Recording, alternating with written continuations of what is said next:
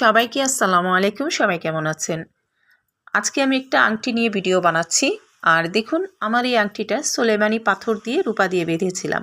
তো অনেক বছর হয়ে গিয়েছে, রূপা কালো হয়ে গিয়েছে, যার জন্য আমি ইউজ করি না। আজকে ভাবলাম এটাকে একদম নতুনের মতন ঝকঝক করে ফেলবো। তো কিভাবে করছি সেটা নিয়ে একটা ভিডিও বানাচ্ছি। তো দেখুন কিভাবে কি দিচ্ছি। প্রথমত আমি এখানে দিচ্ছি কিছুটা টুথপেস্ট, আর দিয়ে দিচ্ছি কিছুটা লবণ, সাথে দিচ্ছি ডিটারজেন্ট পাউডার, আর তারপরে দিচ্ছি আমি 2 চা চামচের মতো ভিনেগার।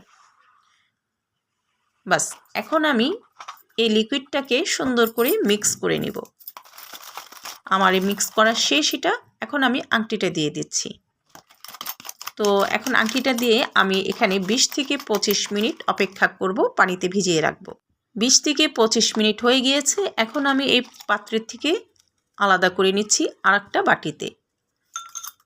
এখানে আমি শুধু নর্মাল পানি দিয়ে এটা পরিষ্কার করে নিব ভালো করে। এখন এটাকে সুন্দর করে নর্মাল পানি দিয়ে আমি পরিষ্কার করে নিচ্ছি, যত সাবানটা যাওয়ার জন্য।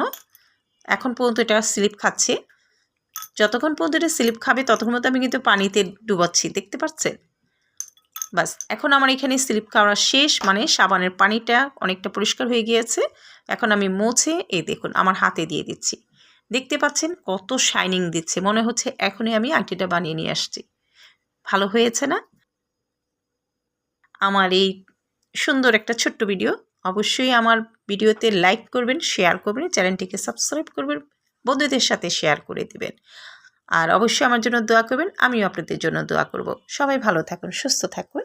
আল্লাহ হাফিজ।